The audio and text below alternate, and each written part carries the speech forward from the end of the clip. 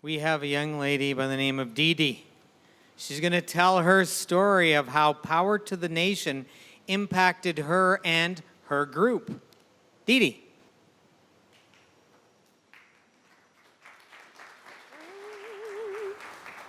Imagine all the people, yeah, yeah, yeah, oh, yeah. Well, I'm a single mom who's had to get through some hard times. Not used to relying on other people. But my bandmates are an exception. My friends, Yannick and Fatima, and I formed Blue Screen of Death 9 years ago now. I remember my daughter was still young, and it was around the time of the 2031 federal election. Now we are about to go on our first tour, all the way from Montreal to the West Coast. We could finally get somewhere. But first, we have to actually get somewhere. To save money on charging the vehicle, we're using Yannick's small car instead of a van, and we are renting our instruments in each city. These days, good sharing is not only hip in everything from clothing to electronics. You can rent a good bass guitar for a few hours for the cost of a fancy coffee. As we were along the Trans-Canada, somewhere on the northern edge of Lake Superior, the route itself encourages that feeling of giving it our all. We pass the statue of Terry Fox, and every time we stop to recharge, I'm struck by how much better the EV infrastructure is than the last time I took a road trip out this way. We cross the Manitoba border, and there is no difference in the charging prices or even the look of the stations.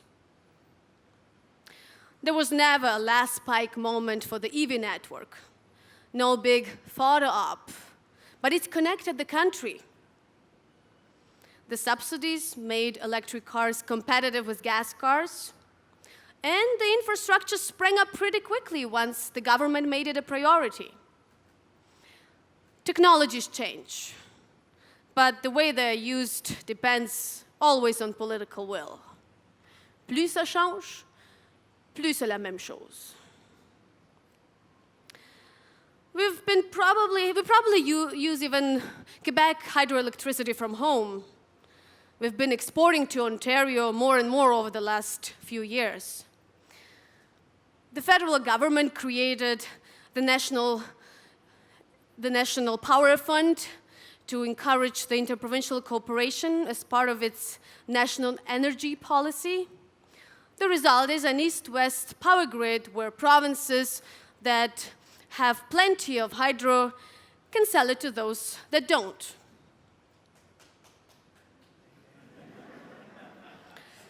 Halfway between Winnipeg and Regina, the charging station is out of service.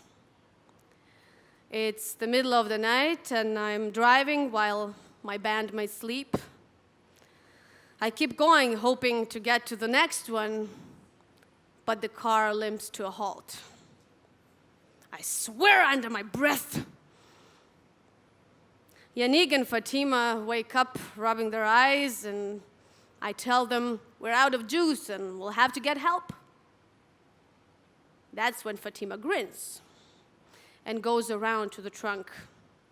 She rummages around, saying that she never travels without a spare tire, a toolkit, a blanket, a flare, and an emergency power supply. She holds up a little black box with the cable running from it. It won't get us far. But it does get us to the charging station. We'll get there together. Woo!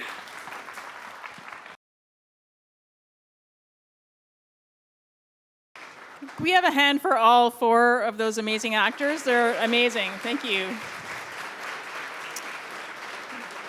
It was quite something when the Canadian Electricity Association asked me to play in 4 possible futures and write 4 possible stories. And then when I heard that I would have these wonderful actors perform the words, it was even more of an honor. So thank you very much.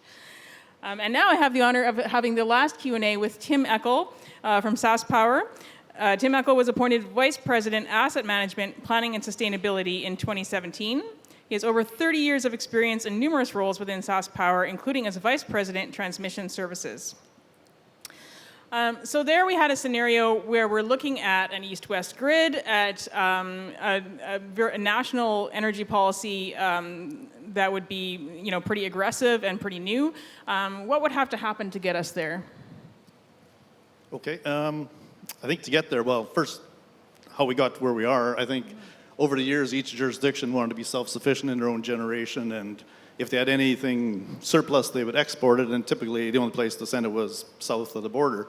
I think we're at a point now where that's no longer a priority for most utilities, so we're starting to think about sharing between jurisdictions across the country.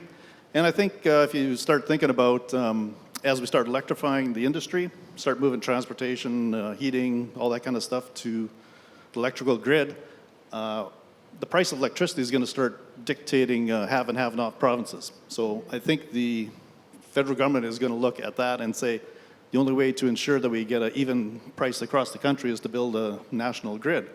Because you can look into the States and anywhere that they built a lot of transmission between jurisdictions over time, even if there was a price disparity, it leveled out over time. And I think you're going to see that happen here.